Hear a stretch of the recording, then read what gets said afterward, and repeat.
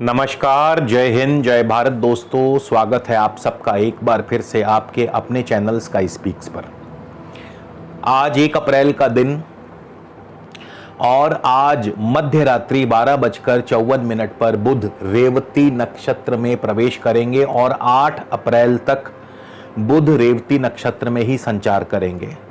और जाहिर सी बात है, बुध की इस नक्षत्र परिवर्तन का बाजार पर अवश्य प्रभाव पड़ता है, क्योंकि बुध सीधे तौर पर व्यापार से संबंध रखते हैं और इसके अलावा सभी 12 लग्न राशियों पर भी इसका क्या प्रभाव होगा, इस पर भी चर्चा करेंगे।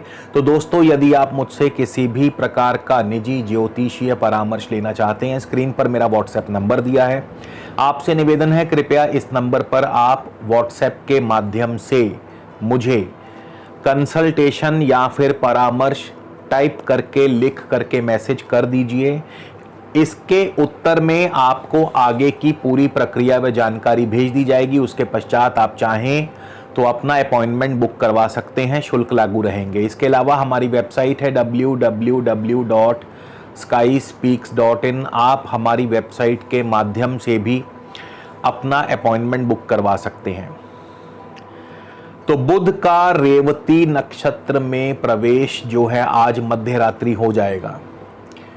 रेवती नक्षत्र के स्वामी स्वयं बुध हैं। बुध अपने ही नक्षत्र में प्रवेश करने वाले हैं और रेवती नक्षत्र जो है ये मीन राशि के अंतर्गत आता है, जहां बुध नीच के भी हो जाते हैं। वैसे तो बुध का संबंध जो है बुद्धि से है और वहीं गुरु का संबंध, मीन राशि के स्वामी गुरु का संबंध ज्ञान से है। बुद्धि और ज्ञान का ये मिलन बहुत शुभ माना जाता है। रेवती नक्षत्र में पैदा हुए जातक बहुत ही प्रज्ञावान, बहुत ही ज्ञानवान, गुणवान होते हैं, बशर्ते कि इस नक्षत्र पर किसी भी अन्य पाप ग्रह की दृष्टि ना हो। अगर इस नक्षत्र पर पाप ग्रह की दृष्टि नहीं है तो रेवती नक्षत्र के जातक बहुत बहुत बहुत गुणवान, विद्यावान, प्रज्ञावान और बहुत ही हाई लेवल के स्पिरिचुअल या रिलीजियन में विश्वास रखने वाले, आस्था रखने वाले, चरमोत्कर्ष पर पहुंचने वाले। इनको जो एक प्रकार का जो वैदिक ज्ञान है, दैविक ज्ञान है, इनको बाय बर्थ होता है। इनके अंदर जिज्ञासा होती है, लालसा होती है सब कुछ जानने की। इसीलिए मीन राशि को मोक्ष कारक भी कहा गया है, क्योंकि जब ये राशि अपने चरमोत्कर्ष पर पहुंच जाती है, ज्ञान के चरमोत्कर्ष पर, तो फिर ऐसे व्यक्तियों को मोक्ष भी प्राप्त हो जाता है। तो बुध का, बुद्धि का ज्ञान से मिलन, बशर्ते कि पाप प्रभाव न हो, तो बहुत शुभ माना गया है। बाहरी संबंधों में, बाहरी दुनिया में ये लोग ज्ञान की खोज में भटकते हैं, इसीलिए बहुत दूर की यात्राएं भी करते हैं। 12वां स्थान लंबी दूरी की यात्राओं का है, विदेशी भूमि का है, तो ये विदेश भटकते हैं ज्ञान की खोज में। और इसके अलावा ये जो राशि है और नक्षत्र है, ये राशि भी राशि का अंतिम पड़ाव है और ये नक्षत्र भी नक्षत्रों का अंतिम पड़ाव है। इसके बाद फिर से दोबारा राशि और नक्षत्रों की पुनरावृत्ति होती है। अर्थात इसका मतलब क्या हुआ कि ये राशि संपादन, किसी कार्य को संपादित करना, संपूर्ण करना, उसकी भी प्रतीक है। यानी इस राशि में जब भी कोई ग्रह आएगा तो वो जिस भी भाव से संबंधित है उस भाव के कार्य को संपादित कर देगा, पूर्ण कर देगा, क्योंकि उसके बाद फिर दोबारा से पुनरावृत्ति आरंभ हो जाएगी। तो ये जो राशि है, ये जो नक्षत्र है, रेवती नक्षत्र जो है, ये संपादित करने का नक्षत्र है। और जितने भी बुद्धि से जुड़े कार्य हैं, विद्या से जुड़े कार्य हैं, वाणी से जुड़े कार्य हैं, संपादन से जुड़े कार्य हैं, मीडिया से जुड़े कार्य हैं, न्याय से जुड़े कार्य हैं, क्योंकि गुरु भी यहाँ पे विराजमान है, विदेश से जुड़े कार्य हैं, तो उनमें आपको संपूर्णता प्रदान करते हैं, यानी कार्य संपन्न होने का विश्वास दिलाते हैं। और बुध का रेवती नक्षत्र में जो प्रवेश है, बाजार पर इसका क्या प्रभाव होगा? तो बाजार में सोना, चांदी, अलसी, चना, अरंड और बाजरा, इनमें जो है तेजी आएगी अगले 8 दिन। तो उसके हिसाब से आप अपना अगले 8 दिन का जो व्यापार है उसके बारे में आप अपनी रूपरेखा सुनियोजित कर सकते हैं। और सभी लग्न राशियों पर इसका क्या प्रभाव होगा, तो उसके लिए अब चर्चा शुरू करते हैं। तो ये जो आज का गोचर है ये लगन पर आधारित है। लगन यहाँ पर लिखा है, बोर्ड पर भी मैंने लिख दिया है ताकि आपको किसी प्रकार की कोई दिक्कत ना हो। तो ये लगन पर आधारित है, कृपया इस बात का ध्यान रखिएगा। और सबसे पहले हम शुरुआत करेंगे मेष लगन से कि मेष लगन के लिए कैसा रहेगा ये बुध का रेवती नक्षत्र में जाना। बुध जो है मेष लगन से 12वें स्थान में है। तो जैसा कि मैंने बताया 12वां स्थान जो है संपादन का है। 12वां स्थान ये किसी न किसी कार्य को संपादित करता है, संपूर्ण करता है। और वो कार्य क्या हो सकता है? तो मेष लगन के जातक, और खास करके एक चीज और ध्यान रखिएगा कि जिनको भी इस समय बुध की ही दशा अंतरदशा चल रही है तो उनके लिए यह जो गोचर है ये विशेष रूप से प्रभावी रहेगा। और इसके अलावा जिनका जन्म रेवती नक्षत्र में हुआ है उनके लिए भी यह जो गोचर है प्रभावी रहेगा। तो लगन से 12वां स्थान मैंने बताया संपादन का है, किसी न किसी कार्य को संपादन करते हैं। ये कार्य जो है आपका कोई विदेशी कार्य हो सकता है, विदेश से संबंधित कोई कार्य हो सकता है। खास करके जो लोग इस समय फॉरेन सेटलमेंट के लिए देख रहे हैं, तो क्योंकि बुध तृतीय भाव के भी स्वामी हैं, छठे भाव के भी स्वामी हैं, तो यहाँ पे आपका कोई ना कोई सरकारी कार्य पूर्ण हो सकता है। विदेश से संबंधी कोई आपकी रुकी हुई फाइल जो है वो पूर्ण हो सकती है। जिनको पीआर या वीज़ा की इस समय जो इंतज़ार कर रहे हैं उनको पीआर मिल सकती है, वीज़ा मिल सकता है, उनको ग्रीन कार्ड मिल सकता है, आपको नौकरी आपको मिल सकती है। छठे भाव के स्वामी है बुध, तो नौकरी में आपको नौकरी दिलवा सकते हैं। लंबी दूरी की यात्रा हो सकती है, आपकी छोटी मोटी यात्रा भी हो सकती है।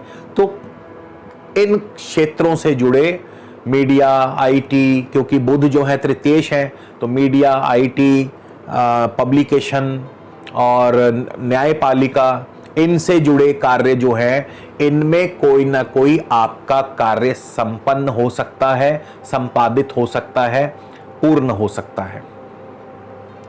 इसके बाद वृषभ लगन की बात करें तो वृषभ लगन से जो 11वें भाव में गुरु होंगे, और क्योंकि गुरु माफ कीजिए बुध की बात कर रहे हैं, माफ कीजिएगा, बुध की बात है, तो बुध जो है वृषभ लगन से 11वें भाव में होंगे। और धनेश हैं, पंचमेश हैं, 11वें भाव में गए हैं। जाहिर सी बात है धन की वृद्धि होगी, कुटुंब सुख की वृद्धि होगी, शेयर मार्केट से आपको लाभ होगा, संतान सुख की वृद्धि होगी, लव लाइफ आपकी बढ़िया चलेगी। तो वृषभ लगन के लिए भी यह जो गोचर है बहुत बढ़िया रहेगा। और वृषभ लगन के बाद मिथुन लगन की बात करें तो मिथुन लगन के लिए क्या फल देंगे? मिथुन लगन से बुध दशमेश हैं, लगन और चौथे भाव के स्वामी होकर के दशम भाव में है। तो यहाँ पे मान, पद, प्रतिष्ठा, अधिकारों की वृद्धि होगी, आपके रुतबा बढ़ेगा, आपकी प्रतिष्ठा बढ़ेगी, आपके कार्य संपन्न होंगे, कार्य सिद्ध होंगे। खास करके ज़मीन जायदाद संबंधी कार्य आपके संपन्न हो सकते हैं। नए भूमि, नए वाहन का सुख आपको मिल सकता है। तो मिथुन लगन के लिए भी ये जो गोचर है शुभकारी रहेगा। इसके बाद कर्क लगन की बात करें, कर्क लगन वालों के लिए कैसा रहेगा ये गोचर? तो कर्क लगन के लिए खर्च जो है थोड़े से बड़े रहेंगे, खर्चों का ध्यान रखना पड़ेगा। लेकिन आपके लिए भी यदि कर्क लगन वाले भी पीआर की इंतज़ार कर रहे हैं, वीज़ा की इंतज़ार कर रहे हैं, ग्रीन कार्ड की इंतज़ार कर रहे हैं, तो निश्चित तौर पर आपको ये मिल सकता है आने वाले 1 हफ्ते के अंदर अंदर। कोई बड़ी बात नहीं है। और आपका इसके अलावा कोई सरकारी कार्य, कोई रुका हुआ कार्य आपका पूर्ण हो सकता है। इसके अलावा आपको लंबी दूरी की यात्रा भी हो सकती है, आपका इंपोर्ट एक्सपोर्ट का कारोबार भी बढ़ सकता है, मगर खर्च भी बड़े रहेंगे। सिंह लगन के लिए बात करें तो सिंह लगन से धनेश और लाभेश बुध जो हैं अष्टम भाव में चले गए हैं, तो पैसे का लेन देन सावधानी से कीजिए। अष्टम भाव नुकसान करवा सकता है, धन हानि करवा सकता है, पैसा सोच समझ करके दीजिए, लेन देन सावधानी से कीजिए। और इसके अलावा स्वास्थ्य हानि, धन हानि, ये सब चीज़ें हो सकती हैं। व्यापार में हानि हो सकती है, तो क्योंकि बुध का संबंध ही व्यापार से है, तो आपको ज़रा आने वाले अगले 8 दिनों में, 7 दिनों में, मतलब इस हफ्ते के अंदर अंदर जो भी कोई डिसीज़न है तो बहुत सोच समझ के लीजिएगा। कन्या लगन की बात करें तो कन्या लगन से जो बुध हैं वो सप्तम भाव में है, सामने है बिल्कुल, और लगन पे दृष्टि भी रहेगी। लगन और दशम के स्वामी होकर के सप्तम भाव में गए हैं, तो व्यापार की वृद्धि करेंगे, व्यापार को बढ़ाएंगे, नए ऑर्डर्स, नए प्रोजेक्ट्स आपको दिलवाएंगे, आपके अधिकारों की वृद्धि होगी, मान पद प्रतिष्ठा की वृद्धि होगी, नौकरी कारोबार में तरक्की होगी, और आपको आपके जो पार्टनर्स हैं उनके साथ आपके संबंध अच्छे रहेंगे। कोई ना कोई जॉइंट वेंचर आपका जो है वो आगे बढ़ सकता है, उसके ऊपर आपका जो प्लानिंग है वो सफल हो सकती है। और तुला लगन की बात करें, तुला लगन से भी जो बुध हैं वो छठे भाव में है, और नवम और द्वादश भाव के स्वामी बुध छठे भाव में, यानी कि यहाँ भी विदेशी जो कार्य है वो आपके संपन्न हो सकते हैं। वीज़ा, पीआर, ग्रीन कार्ड आपको मिल सकता है। इंपोर्ट एक्सपोर्ट का कारोबार आपका बढ़िया चलेगा, लंबी दूरी की यात्राएं हो सकती हैं, नौकरी संबंधी आपको सुखद फल, सुखद अनुभव प्राप्त होंगे, ऋण की सुविधा आपको मिल सकती है, और आर्थिक दृष्टिकोण से भी ये बढ़िया रहेगा। इसके बाद जो है वृश्चिक लगन की बात करें तो वृश्चिक लगन के लिए कैसा रहेगा?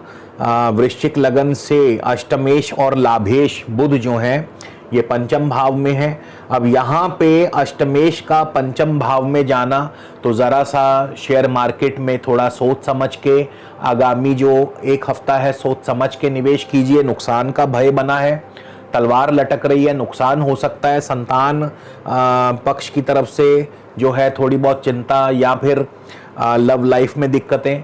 हाँ, थोड़ा बहुत लाभ ज़रूर मिलेगा क्योंकि लाभेश भी हैं।